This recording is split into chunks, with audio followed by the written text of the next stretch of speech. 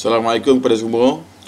Okey, untuk hari ini kita akan go through case study tarikh 22 hari bulan Oktober 2018, di mana pada case study yang lalu ni kita telah select 3 kaunter, iaitu kaunter GBGA, QRS, WB, Comfort dan juga Huaan untuk kita orang kata kita study bagaimana pemilihan kaunter dibuat, dan seterusnya kita laksanakan proses pembelian dan juga penjualan menggunakan kaedah ataupun teknik Box 5. Okey, di sini saya telah sediakan satu checklist kalau anda boleh lihat di sini, yang mana saya telah pecahkan checklist ni kepada 5 bahagian lah. Kita boleh nampak di sini. Pertama, kita akan analyse menggunakan volume analysis, dan kita akan tengok dekat bahagian market depth. Seterusnya Gantt chart, daily chart, dan yang lastnya adalah pada chart 1 minit untuk kita buat operasi beli dan jual lah. Okey, pertama kita akan terus melihat dekat item yang pertama, iaitu volume analysis. Okey, di sini kita perlu fokus pada item buy value dan juga sell value. Okey, refer pada screenshot yang telah saya buat ini. Kita boleh nampak di sini untuk item yang pertama, iaitu buy value dan sell value, nilai yang kita dapati di sini adalah buy value bernilai 5.823, manakala sell value bernilai 3.452 million juta. So kita kena verify first, adakah kita punya buy dan juga sell value ini menepati syarat yang kita telah tetapkan dalam teknik Box 5 lah. Okey, pertama, syarat yang pertama, normally kita perlukan nilai ini mempunyai 2 kali ganda. So saya just tunjuk kat sini contoh macam mana saya kira. Pertama, kita ambil nilai dia adalah 5.823. Kalau untuk mudah kita mengetahui sama ada 2 kali ganda itu dicapai ataupun tidak, kita just bahagikan dengan sell value dia 3.452 ni, 3.452. So kita akan dapat nilainya berjumlah 1.687, which tidak menepati syarat 2 kali ganda. Walau bagaimanapun, kalau kita tolak kalau kita buat gini 5.823 ditolakkan dengan 3.452, kita akan mendapatkan nilai sebanyak 2.371 juta, which dalam syarat yang kita telah tetapkan untuk Box 5, jika sesuatu kaunter tidak mempunyai nilai BV lebih 2 kali ganda, at least bila kita nak kena move kepada syarat yang kedua, iaitu bila BV tolak SV, nilainya mesti lebih daripada 300k. So dalam kes kita sekarang ini, nilai beza ataupun bila kita tolakkan antara buy value dengan sell value sudah mempunyai nilai sebanyak 2.371 juta. So syarat yang pertama ni kita consider sudah okey lah. So okey. Yang kedua, kita akan tengok pada money flow. Pada bahagian money flow ni kita dapati nilainya adalah negatif. Walau bagaimanapun, menggunakan syarat Box 5, kita telah tetapkan bahawa nilai negatif ni ada 2 condition yang kita perlu perhatikan. Kalau negatif, kita mesti make sure buy value-nya bernilai lebih daripada 1 juta. So pada masa sekarang, buy value telah pun menepati syarat, di mana dia telah mempunyai nilai lebih daripada 1 juta, iaitu sebanyak 5.823 juta. So untuk item yang kedua, iaitu money flow, pun telah okey. Okay, seterusnya kita akan lihat pada market depth. Pada market depth, iaitu di sini kita nak dapatkan di manakah support dan juga resistance. So nak mengenal pasti di manakah support dan juga resistance sesuatu counter. So kita refer pada kita punya market depth ataupun cubic ni. Okey, di sini kita akan nampak untuk counter GBGA, cuba dapatkan 2 support yang terkuat pada bahagian best buy. So kita akan dapati lot Q yang paling besar ada pada row yang pertama, iaitu pada harga 0.395, manakala lot Q kedua terbesar adalah berada pada harga 0.390.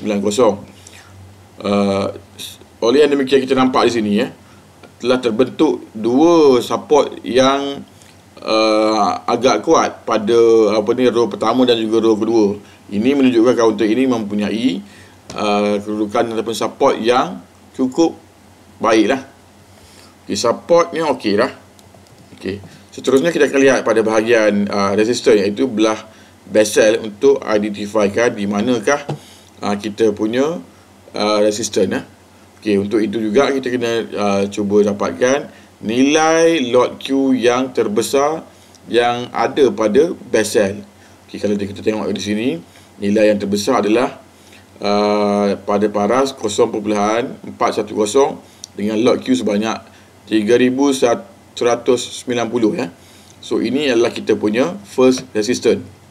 Manakala untuk resistance yang kedua, kita dapati nilainya adalah pada paras 0.405 iaitu bila kita nampak di sini dan kita dapati dia telah membentuk double block ataupun double resistance lah, which dalam resistance ini merupakan resistance yang agak kuat. So kita kena kenal pasti sama ada resistor ini, sebab dia mempunyai double resistor, dan kita kena check sama ada resistor ini mampu atau tidak untuk dipecahkan.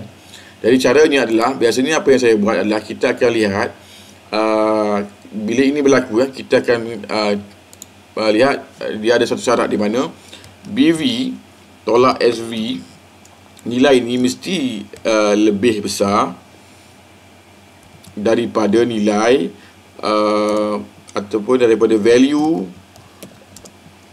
Q cell Q cell yang ini kita refer pada market depth.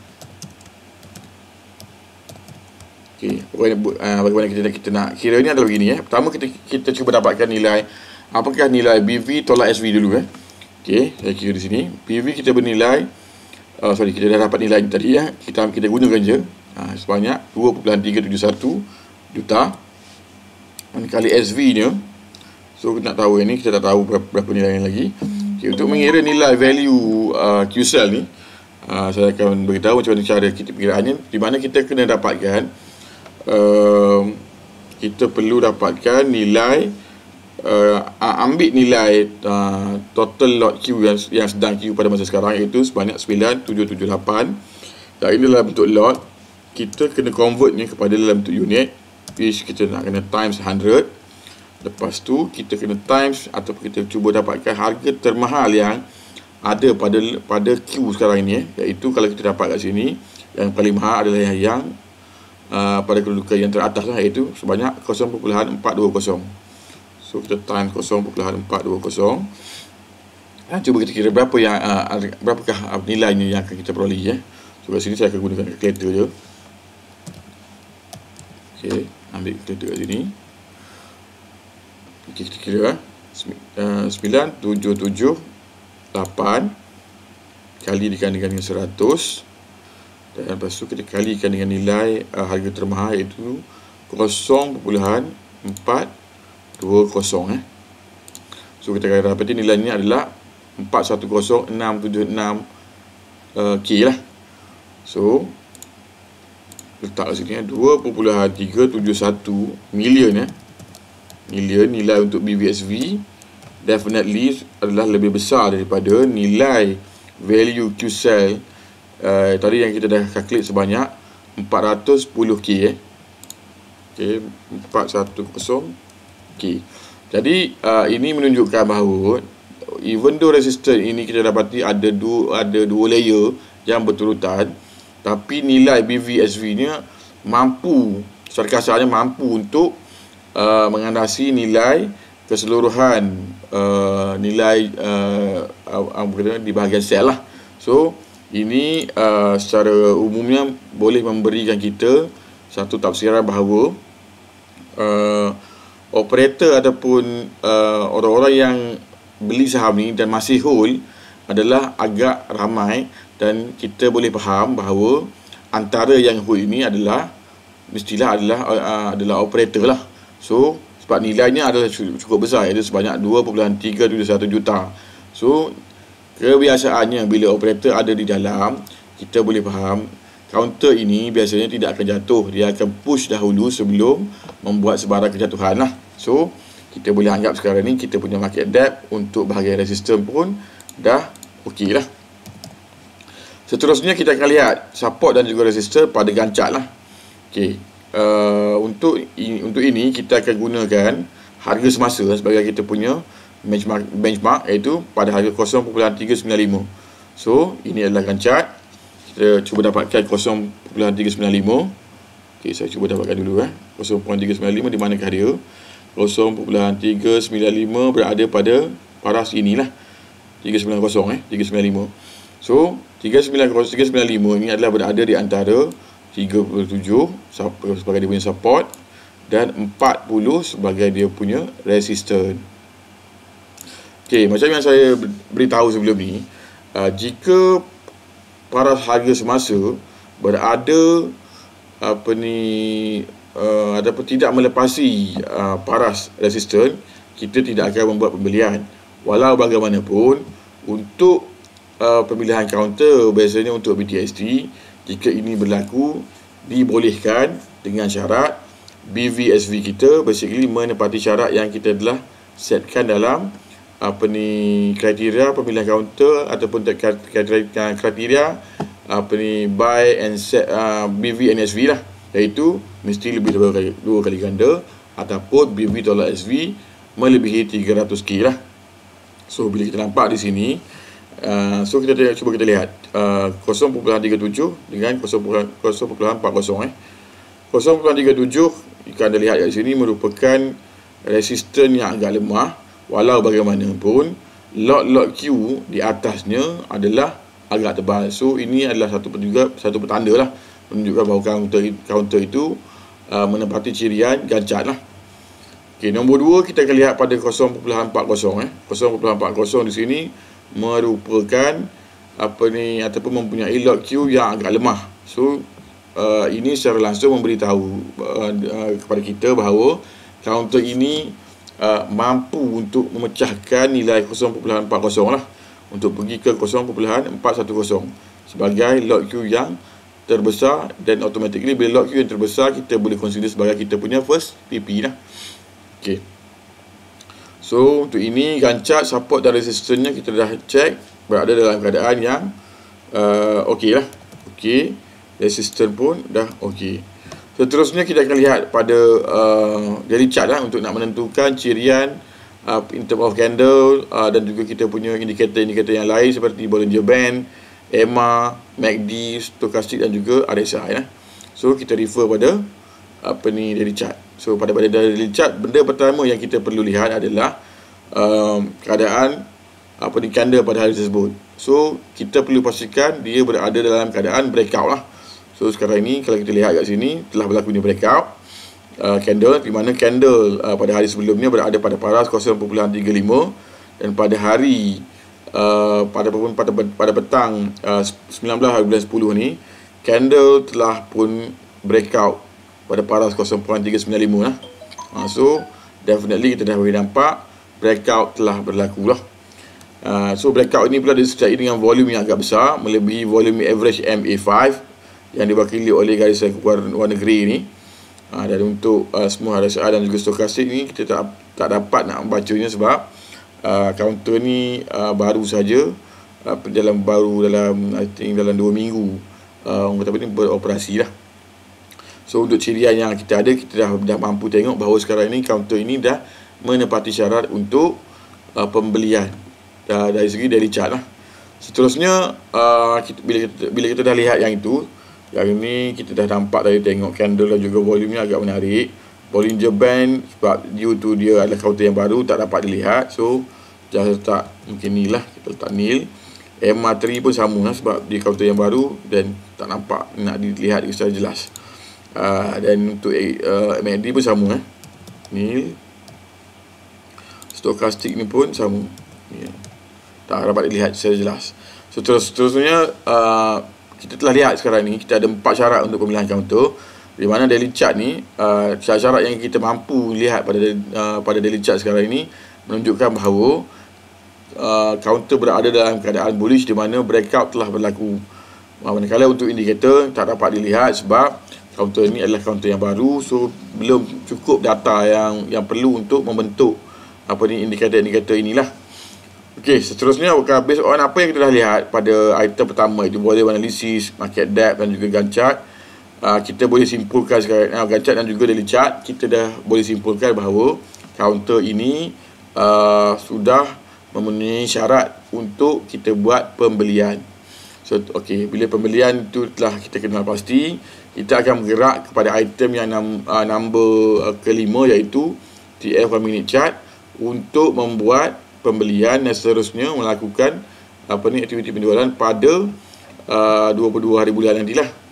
Okey, kita tengok kat sini Okey, untuk pembelian.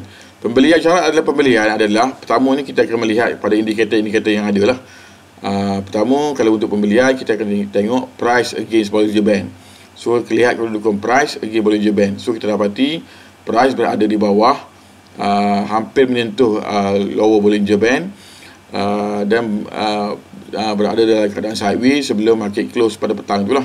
So, ini merupakan satu kedudukan price yang agak menarik lah. Seterusnya kita akan tengok pada MA3 MA berada sekarang ini, kalau kita lihat, MA3 berada di bawah.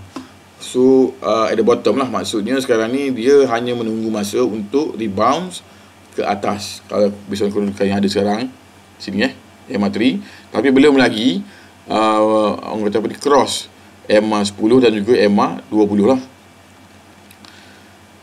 Seterusnya kita akan lihat pada store dan juga RSI. Okey, bila kita dapati price dalam keadaan begini, dan juga bila kita tengok overallnya, dari segi Bollinger Band pun sudah mengecut ataupun telah berlakunya choking, kita akan cuba mengenal pasti di bahagian membuat perbandingan untuk stokastik dan juga RSI. So, bila stokastik cross pada petang itu di bawah paras 20%, semasa cross ini berlaku, RSI berada pada paras 30%. So, seperti mana syarat yang telah ditetapkan sebelum ini, bila stokastik cross di bawah pada paras 50%, syaratnya RSI mestilah bernilai lebih besar daripada stokastik. So, syarat ini secara ataupun apa yang kita boleh nampaknya adalah telah dipenuhi, di mana stokastik telah cross pada paras di bawah pada 20%. Manakala pada masa ini juga, bila kita lihat ataupun kita plot buat satu garisan untuk nak kenal pasti apakah kedudukan semasa RSI, dia telah berada pada paras 30%. So, ini menunjukkan syarat yang kita telah tetapkan, iaitu nilai RSI lebih besar daripada stokastik telah dipenuhi.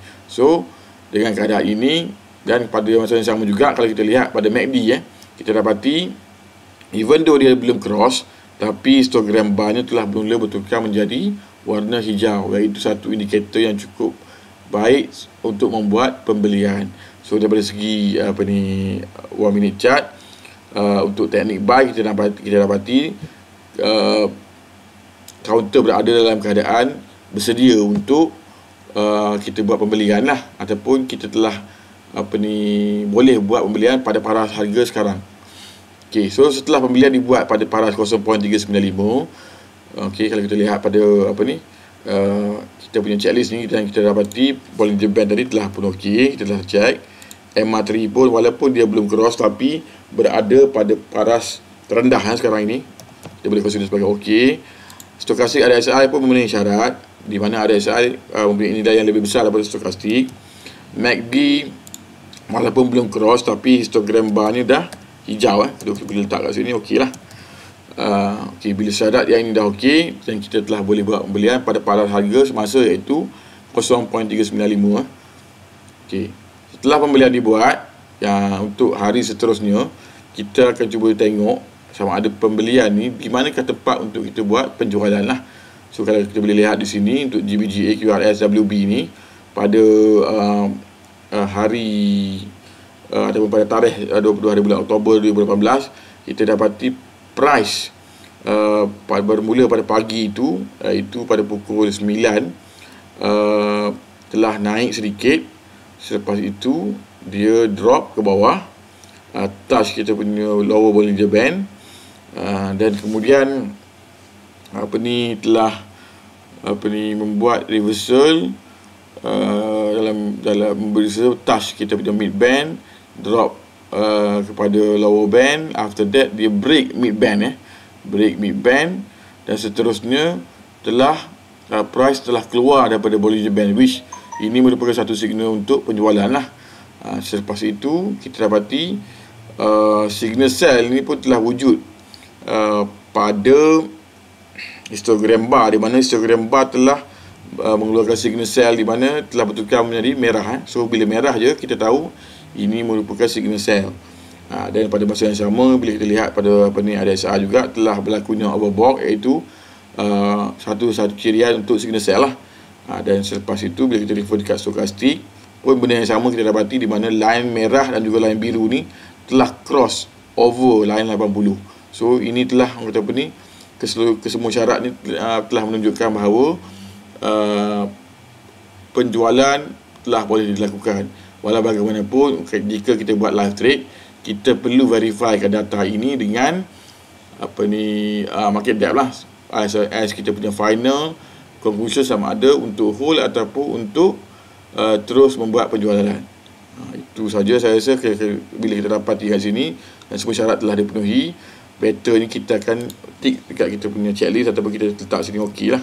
Price Bollinger Band pun dah okey, EMA pun dah okey, stokastik dan RSI pun dah okey, MACD pun dah okey. Bila semua indikator ni dah okey, langkah terakhir yang kita perlu buat sebelum kita membuat penjualan adalah verifikan dulu dengan market depth, di mana kita perlu pastikan bahawa semasa kita nak buat penjualan, di bahagian best sell ni mungkin dia punya lot queue pada 3 row yang pertama ni dah menjadi agak tebal, susah untuk dipecahkan. Manakala di bahagian best buy ni pada masa berkenaan agak nipis, mungkin supportnya akan terbentuk pada layer yang ke-4 ataupun ke-5.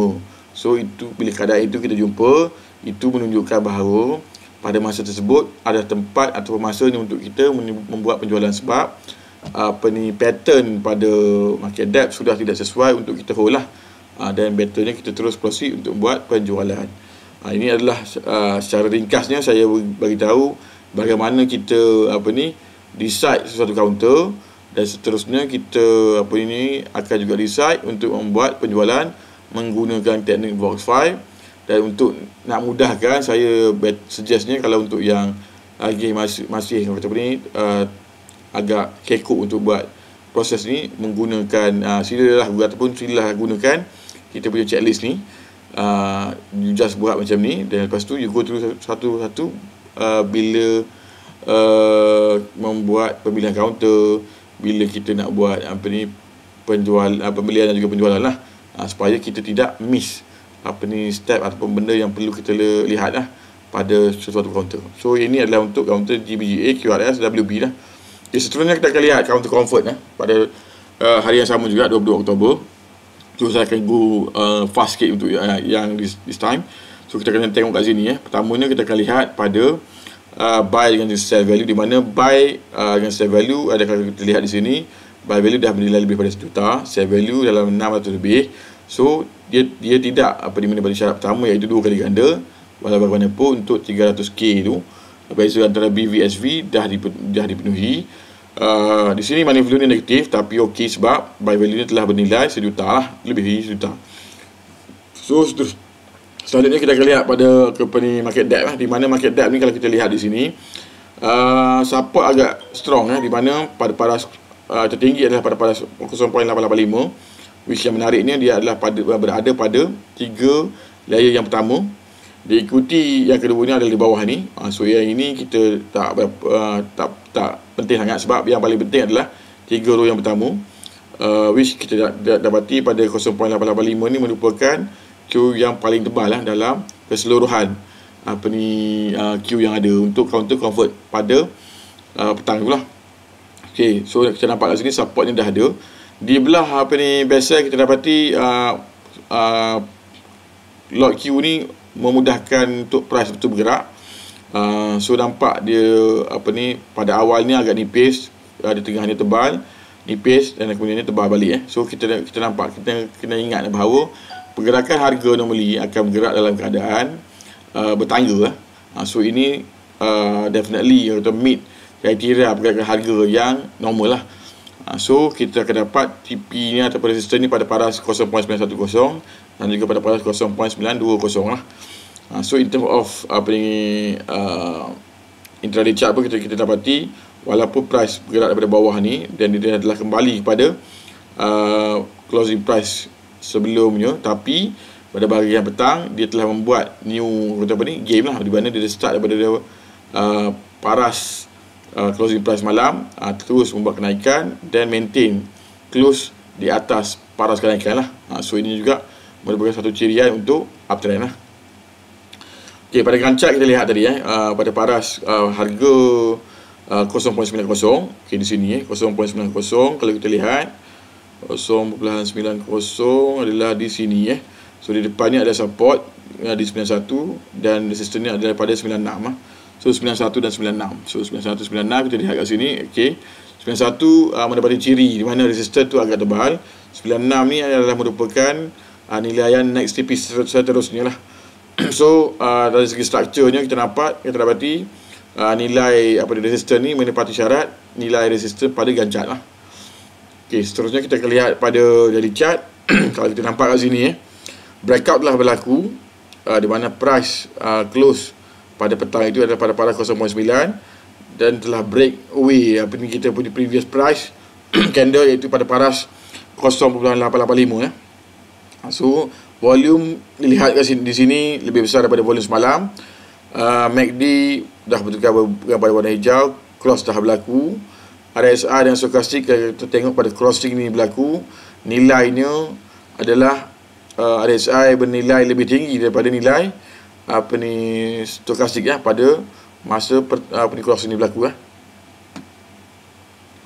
Okay, seterusnya kita akan lihat pada entry. Untuk entry pada petang berkenaan kita dapati crossing ni dah berlaku, histogram band ni dah berwarna hijau. Kedudukan RSI dan stokastik pun adalah keadaan yang sesuai, di mana nilaian stokastik lebih rendah daripada RSI, dan kita boleh simpulkan di bahagian ini adalah tempat yang sesuai untuk membuat pembelian.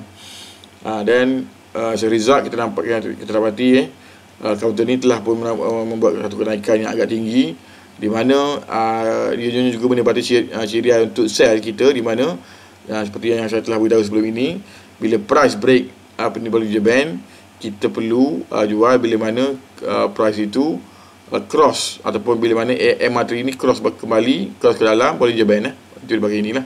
So kalau kita based on signal pun kita mendapati syarat di mana MACD pun telah bertukar daripada warna hijau kepada merah. Lepas tu kita dapati juga pada masa ini juga RSI pun sudah mengalami overbought dan drop sedikit, dan pada bahagian stokastik yang juga kalau kita lihat pun telah mengalami overbought lah. So area ni ataupun tempat ni merupakan tempat yang agak sesuai untuk buat penjualan. So dalam kaedah bila mana MA3 ni break Bollinger Band, sebenarnya kita tak perlu untuk nak melihat yang berlaku pada MACD, RSI dan juga stokastik lah, sebab ini merupakan strong signal di mana bila MA3 dan price break Bollinger Band, apa yang kita perlu buat adalah follow ataupun follow through saja. Dan bila MA3 masuk kembali dalam band, itulah merupakan tempat di mana kita perlu membuat penjualan. Macam biasa, kalau kita buat live trade, sebelum kita tekan button sell, kita perlu untuk verify kan kedudukan semasa price break in dalam Bollinger Band dengan kita punya market depth lah, untuk menentukan sama ada kita boleh hold ataupun kita perlu jual pada masa berkenaan. Saya rasa okey, itu untuk convert. Dan seterusnya untuk huat pun saya rasa adalah benda yang sama. Kita akan tengok benda ni based on pertamanya in term of buy dan juga sell value, di mana buy value dan sell value nya dah mencapai syarat yang pertama, iaitu lebih daripada 2 kali ganda. Market depth kita dapati kat sini secara kasar kita nampak support yang kuat. 3 row yang pertama mempunyai lot Q yang agak tebal. Manakala di bahagian best sell ni kita dapati resistance yang ada adalah pada bahagian 0.285 di sini. So agak menarik untuk dibeli sebab ya, jika price nak bergerak, agak mudah untuk dia untuk bergerak ke depan sehinggalah ke pada 0.285. Okey, so bila refer pada gancak pun sama. Kalau kita tengok di gancak 270 adalah berada di paras inilah 270 di sini. Disebabkan kita buat trading ini adalah merupakan trading BTST, so even though price di hadapannya itu 28 ni adalah merupakan resistance, kita masih boleh membuat pilihan as long as kita punya volume ni mempunyai mendapati syarat yang pertama tadi lah, iaitu 2 kali ganda ataupun melebihi daripada 300k. So nilai yang besar ini perlu untuk memastikan kalau esok paginya dia boleh bergerak dengan momentum yang agak tinggi lah. So bila kita dapati di situ dan kita dapat kat sini, untuk TP ni adalah pada 28 dan juga pada 31 28 dan 31. Kalau kita lihat 28 merupakan lot second lot Q yang agak tebal, dan 31 adalah merupakan next kita punya TP lah. So pada ganchat pun sama, pada daily chart pun sama, kita dapati telah berlaku ni breakout, volume agak besar melebihi volume semalam. Histogram bar dah bertukar menjadi warna hijau, dan kedudukan RSI dan stokastik as per yang kita perlukan lah, di mana semasa cross ni berlaku nilaian RSI lebih tinggi daripada nilaian stokastik. Untuk entry, kita dapati kat sini histogram bar ni maintain hijau, dan kedudukan RSI berada pada kedudukan yang sepatutnya lah, which sesuai untuk dibuat pembelian. Dan yang menarik ni adalah Bollinger Band di bahagian di belah petang ni telah menunjukkan dia telah berlaku yang choking lah, ataupun mencerut. So bila keadaan ini berlaku, kebiasaannya mudah untuk kita push counter tu untuk bergerak pada paras yang lebih tinggi lah. Okey, seterusnya untuk result kita dapati sebabkan huaan ni merupakan counter yang agak berat, iaitu lot Q nya pun agak tebal. Kenaikan tu cuma berlaku pada waktu pagi dan juga pada sebelah petang, iaitu sebanyak 1 bit sahaja. So walau bagaimanapun, sebab harganya agak murah, kalau kita mempunyai capital yang agak besar, kita boleh membuat walaupun 1 bit kenaikan, boleh membuat keuntungan yang agak lumayan lah.